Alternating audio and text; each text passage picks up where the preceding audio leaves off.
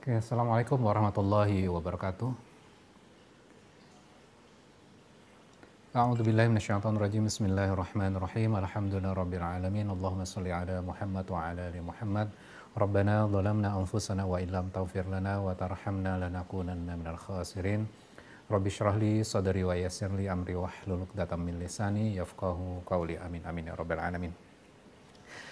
Alhamdulillah kita bisa berjumpa kembali di kajian rutin insyaallah setiap malam jam 21.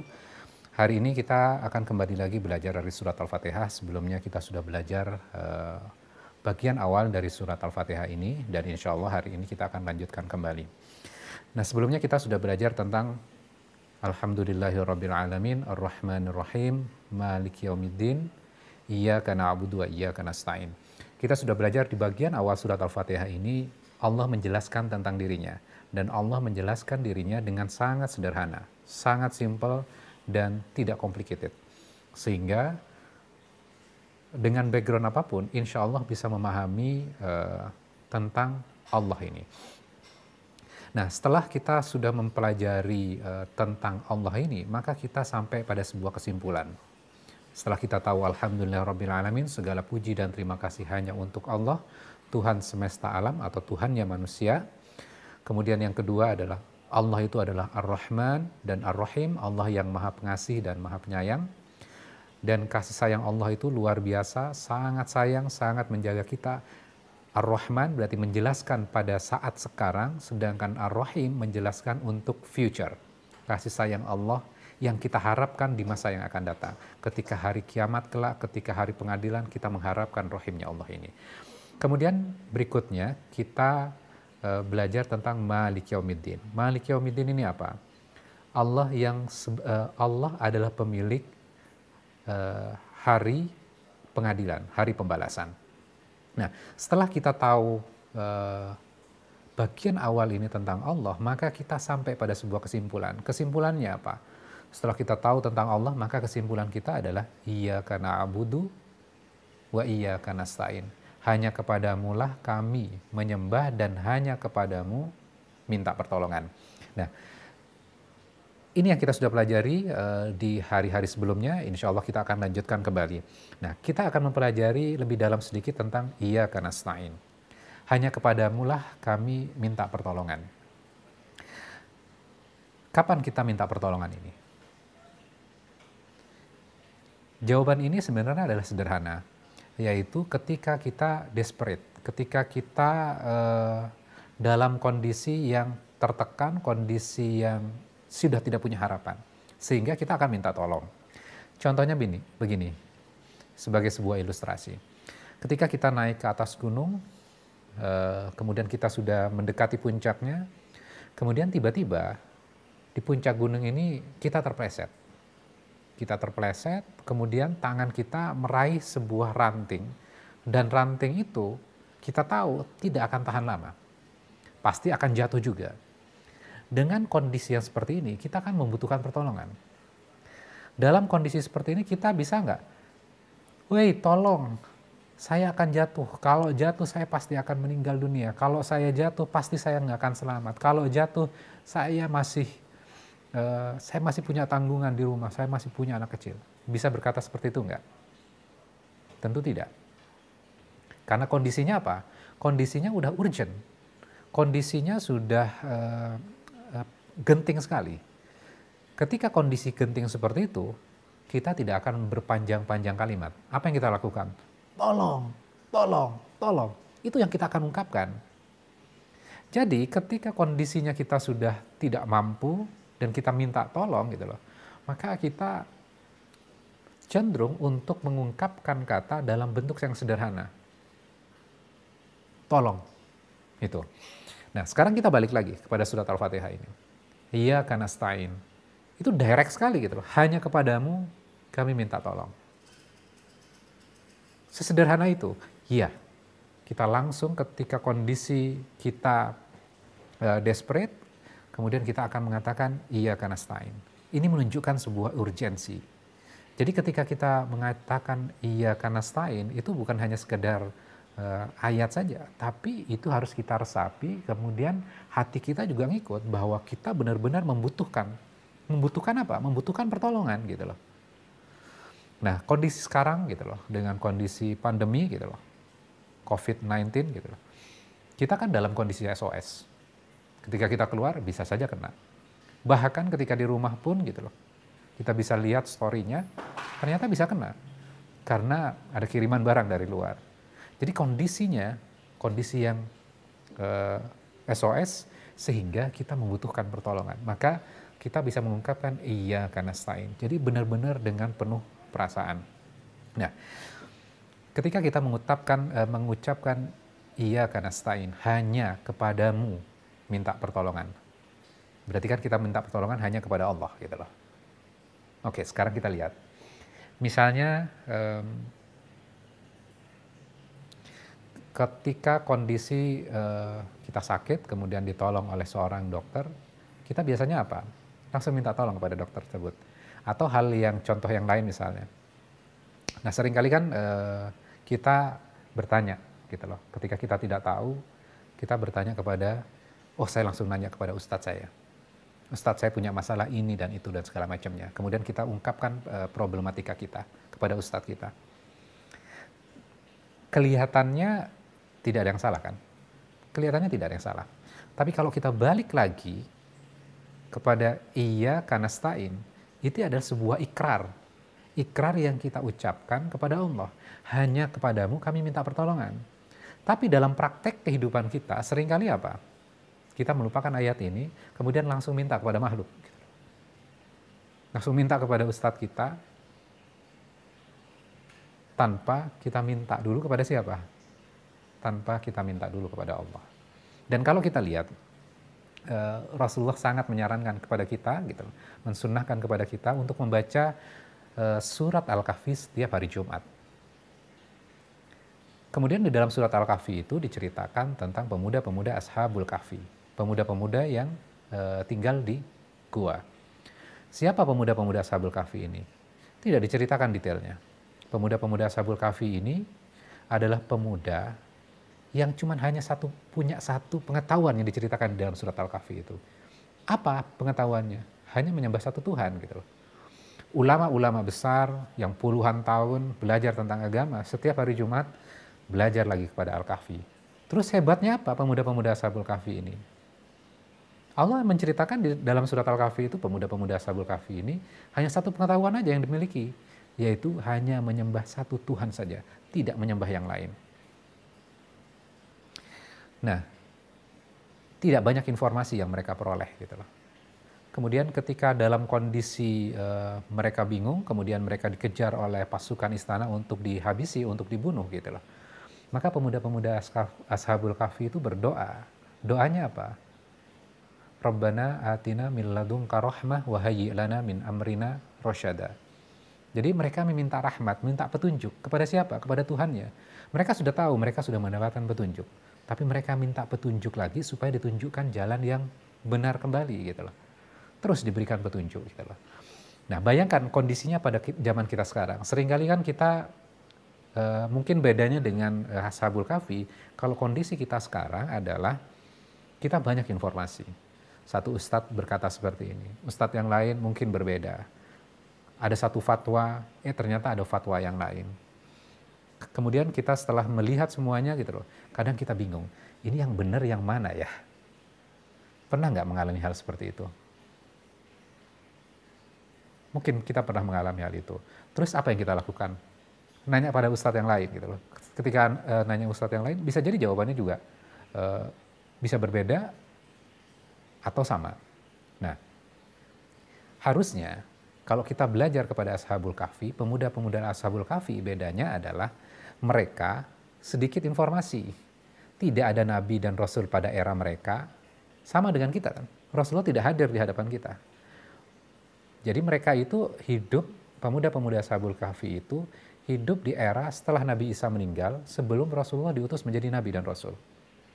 Jadi tidak ada nabi dan rasul yang hadir pada kehidupan mereka. Mereka hanya memiliki satu pengetahuan, hanya menyembah satu Tuhan saja, tidak menyekutukan kepada yang lain. Dan Allah memujinya. Ketika mereka bingung dengan kondisi seperti itu, kondisi yang urgensi, kondisi yang SOS, maka yang mereka lakukan adalah minta kepada Allah. Nah, ini yang kadang kita lupa melakukannya. Iyyaka nasta'in, hanya kepadamu lah kami minta pertolongan. Itu yang harusnya kita lakukan. Apapun itu, dalam masalah dunia maupun masalah agama, harusnya kita minta tolong kepada Allah dulu. Baru kita bertanya kepada orang yang kita anggap lebih mengetahui dibandingkan kita. Itu harusnya attitude yang kita punya. Setelah kita belajar, iyyaka nasta'in. Oke, setelah kita mengatakan iyyaka nasta'in, hanya kepadamu minta pertolongan. Kita akan minta tolong apa gitu loh. Kalau misalnya ada seseorang yang datang kepada kita, Pak, saya minta tolong. Iya, minta tolong apa? Pak, saya hanya minta tolong. Kan repot juga ya. Dia minta tolong apa? Iya, kalau saya bisa bantu. Kalau nggak bisa bantu gitu loh. Atau dia minta yang lebih dibandingkan yang kita miliki. Maka harus disebutkan. Minta tolong apa? Maka di bagian berikutnya, ihdina. Ya Allah, berikan kami petunjuk. Nah, yang menarik adalah di dalam surat Al-Fatihah ini gitu loh. Allah menjelaskan di dalam surat Al-Fatihah ini ihdina, minta petunjuk gitu loh. Kita bisa aja gitu loh dalam kehidupan kita akan minta, ya Allah, berikanlah kami rezeki, berikanlah kami harta, berikanlah kami kebahagiaan, berikanlah kami jodoh, berikanlah kami jabatan dan segala macamnya. Bisa aja kan itu. Namun di dalam surat Al-Fatihah bukan itu yang disebutkan. Yang disebutkan di dalam surat Al-Fatihah itu yang bagian yang penting, bagian yang urgensi, yang benar-benar kita butuhkan. Apa yang kita butuhkan? Ternyata petunjuk. Petunjuk itu di atas segalanya loh. Di atas harta, di atas jodoh, di atas anak dan segala macamnya. Jadi petunjuk ini menjadi bagian yang penting untuk kita mintakan kepada Allah gitu loh. Ihdinas siratal mustaqim, apa namanya? Setelah kita iyyaka na'budu wa iyyaka nasta'in, kemudian kita minta apa? Ternyata kita ihdinas siratal mustaqim. Kita minta petunjuk kepada Allah. Allah bisa jadi memberikan petunjuk tanpa kita minta. Allah bisa jadi memberikan rezeki kepada kita tanpa kita minta. Namun Allah akan memberikan petunjuk kepada siapa saja yang meminta dan dia punya effort untuk meminta itu. Jadi ternyata kebutuhan mendasar yang paling mendasar untuk kita manusia adalah petunjuk. Bayangkan kalau misalnya kita tidak mendapatkan petunjuk, hidup kita akan repot. Udah dapat rezeki tapi kita tidak mendapat petunjuk. Maka petunjuk ini menjadi bagian yang pokok, menjadi bagian yang penting untuk kita mintakan kepada Allah. Kemudian seringkali kan kalau kita lihat di sosial media gitu loh, wah Muslim itu selalu dalam surat Al-Fatihahnya minta petunjuk berulang dan berulang terus. Berarti sesungguhnya Muslim itu belum mendapatkan petunjuk kalau seperti itu. Nah, sekarang kita lihat ya, untuk bisa menjawab itu, sekaligus untuk memantapkan pemahaman kita juga. Ketika kita hidup misalnya, kita kan membutuhkan air ya. Setiap hari kita membutuhkan air. Kemudian hari ini, alhamdulillah kita sudah bisa berbuka, kemudian kita sudah minum nih. Sudah minum, kebutuhan minum kita sudah terpenuhi. Bisa nggak saya mengatakan, oke, saya sudah minum hari ini. Jadi besok saya nggak butuh minum lagi. 2 hari lagi, saya nggak butuh minum lagi. Bisa nggak mengatakan seperti itu? Tidak. Kenapa tidak? Karena setiap hari kita membutuhkan apa? Membutuhkan minum terus gitu loh. Tubuh kita membutuhkan itu setiap waktu, setiap saat. Kita membutuhkan air minum itu. Jadi kita nggak bisa mengatakan saya nggak butuh minum lagi karena saya saat ini kebutuhan saya sudah terpenuhi. Besok saya udah nggak butuh lagi. Kita tidak bisa mengatakan itu. Sama dengan petunjuk. Kalau kita sudah mendapatkan petunjuk hari ini, kita kan akan hidup besok Mas Yang. Maka kita membutuhkan petunjuk kembali. Sama dengan kisah Ashabul Kahfi itu, mereka sudah tahu, mereka sudah mendapat petunjuk. Namun mereka minta rosyada, artinya minta petunjuk di atas petunjuk yang mereka sudah miliki. Nah kita juga sama. Ihdinas siratal mustaqim, selalu meminta kepada Allah berulang-ulang. Setiap rakaat kita minta kepada Allah untuk diberikan petunjuk kepada kita semuanya. Jadi, ini menjadi catatan yang penting. Allah tidak akan berikan petunjuk jika kita tidak minta. Maka kita setiap waktu dengan membawa desperate kita, membawa masalah kita, bahwa kita ada masalah yang butuh pertolongan, kita bawa dalam sholat kita. Jadi sholat itu adalah membawa problematika kita, kemudian kita adukan kepada Allah, kemudian habis itu kita minta pertolongan kepada Allah. Setelah minta pertolongan kepada Allah, kita minta kembali, ya Allah berikan petunjuk, berikan solusi bagi kehidupan saya ini ke jalan yang lurus. Jadi memang petunjuk itu harus diminta berulang-ulang, karena problematika kita setiap hari itu berbeda-beda. Nah, kemudian satu lagi. Apakah kalau kita hafal Quran, maka kita mendapatkan petunjuk? Apakah kita, kalau kita sudah mendapatkan pendidikan Islam yang baik, kita sudah mendapatkan petunjuk? Kalau misalnya ada seseorang yang sekolah di perguruan tinggi Islam, apakah jaminan dia mendapatkan petunjuk? Belum tentu. Kenapa? Petunjuk itu datang dari Allah ketika kita benar-benar meminta kepada Allah gitu loh. Makanya kan kita bisa saksikan ya, dan kita bisa lihat kadang-kadang orang yang memiliki ilmu yang tinggi tapi akhlaknya, kelakuannya tidak seperti ilmu yang dia miliki. Nah, itu yang harus kita pikirkan dan renungkan ya. Jadi tidak jaminan ilmu yang tinggi, tapi ketika kita berhadapan dengan Allah, kita tidak benar-benar meminta petunjuk gitu loh. Kita merasa, wah saya sudah mendapat petunjuk. Attitude-nya bukan seperti itu. Jadi kita ada masalah dalam kehidupan kita, kemudian kita bawa dalam sholat kita. Kemudian kita mengatakan, ihdinas siratal mustaqim. Kira-kira kalau kita merasa mendapatkan petunjuk, kemudian kita membaca surat Al-Fatihah gitu loh. Kira-kira kita akan diberikan petunjuk nggak? Kita merasa, wah saya nggak butuh petunjuk. Tapi kita berdoa dalam sholat kita. Kira-kira akan dikabulkan nggak? Akan jauh lebih dikabulkan kalau kita benar-benar meminta kepada Allah. Saya benar-benar butuh ya Allah. Sama ketika misalnya orang datang ke rumah kita gitu loh. Dia mau minta tolong kepada kita. Pak, saya mau minta tolong. Saya sudah keliling kemana-mana dan saya tidak menemukan. Saya benar-benar minta tolong kepada Bapak untuk bisa bantu saya. Saya mau pinjam uang. Kalau seperti itu permintaannya insya Allah kita akan berikan. Tapi kalau misalnya, Pak, saya ini ada kebutuhan nih. Kalau bisa Bapak bantu, ya bantulah. Dengan cara ngomong seperti ini, kira-kira kita akan berikan nggak? Sulit untuk kita berikan. Berbeda dengan yang pertama tadi. Yang pertama tadi, gitu loh, dia benar-benar membutuhkan pertolongan. Sedangkan yang ini seakan-akan dia nggak butuh, gitu loh. Oke. Jadi sesungguhnya desperate itu bukan di kata.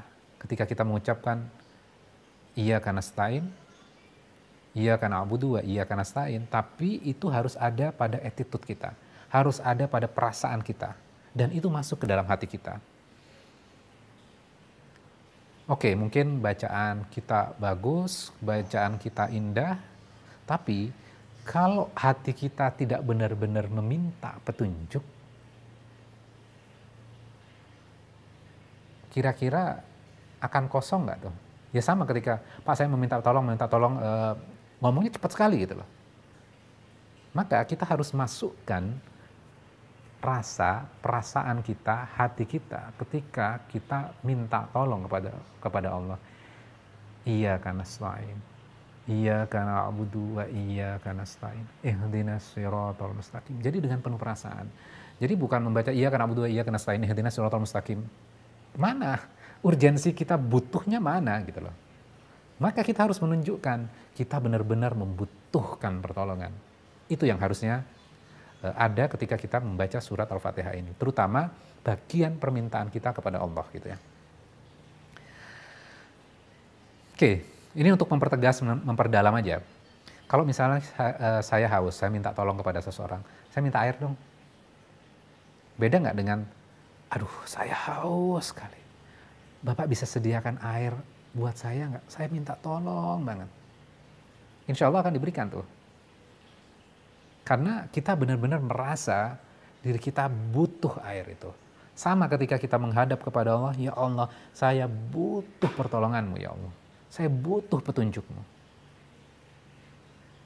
Itu yang harusnya ada pada diri kita ketika kita mengucapkan Alhamdulillahirabbil alamin arrahmanir rahim maliki yaumiddin iyyaka na'budu wa iyyaka nasta'in ihdinas siratal mustaqim. Jadi ada urgensi pada diri kita.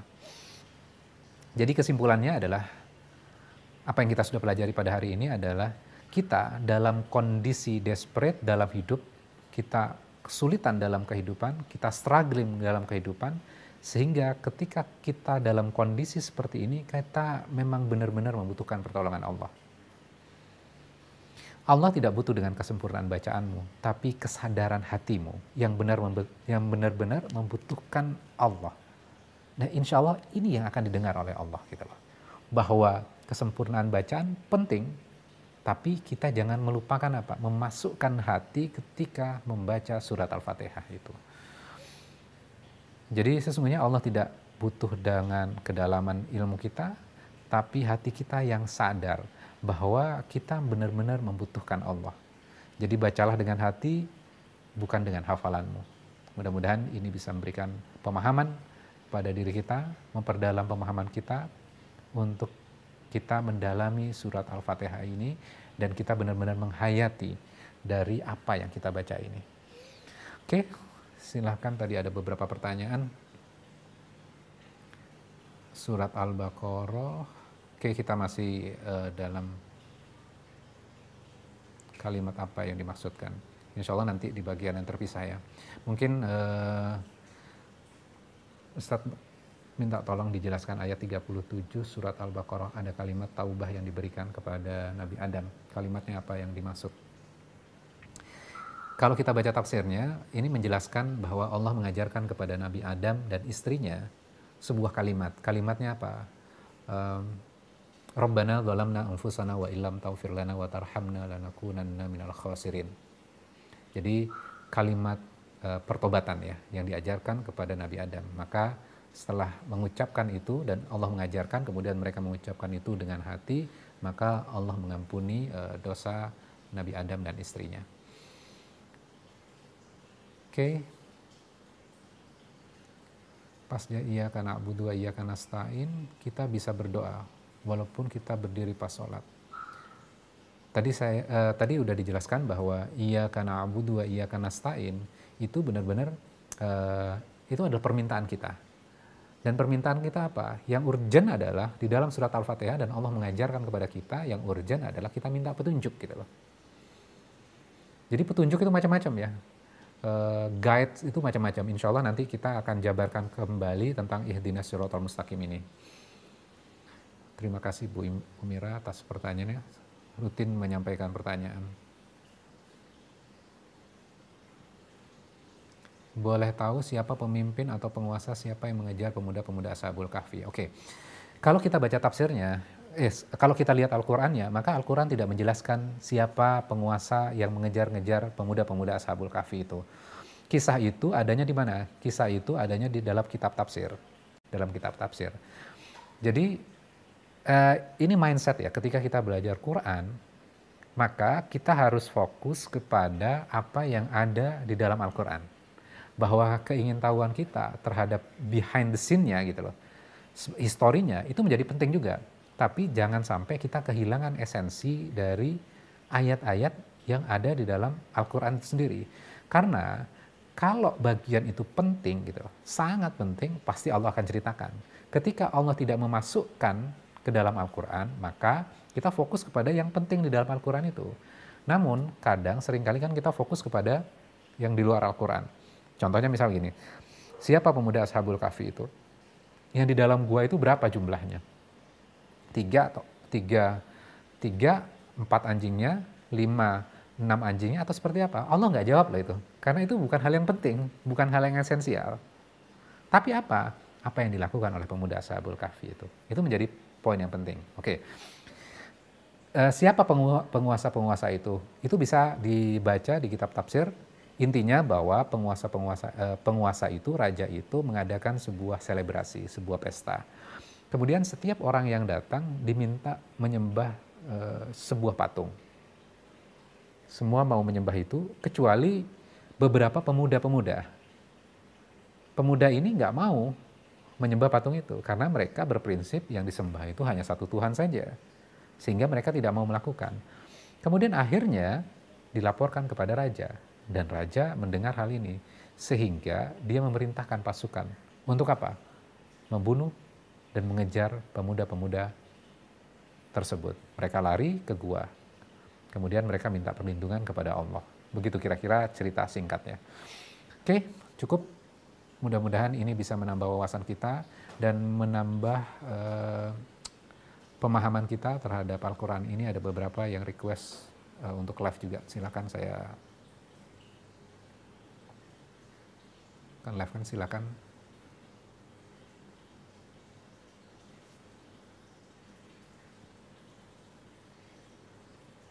Oh, nggak ada ya.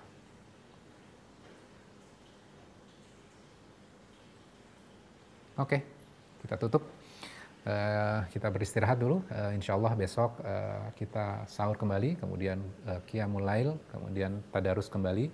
Mudah-mudahan Allah menerima semua amal ibadah kita. Mudah-mudahan Allah menerima sholat kita, dan kita dijadikan hamba yang soleh, dan mudah-mudahan Allah menghadiahkan kepada kita semuanya surganya nanti, dan kita dijauhkan dari siksa neraka.